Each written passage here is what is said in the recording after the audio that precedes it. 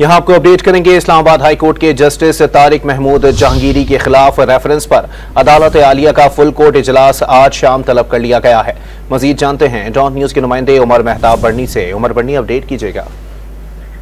जी बिल्कुल, Islamabad high court की जानिब से जस्टिस तारिक महमूद जहांगीरी के खिलाफ रेफरेंस और बदनीयती पर मबनी तशहीर के मामले पर फुल कोर्ट इजलास आज शाम तलब कर लिया गया है। जराये के मुताबिक फुल कोर्ट इजलास की सदारत chief justice Islamabad high court justice Aamir Farooq करेंगे।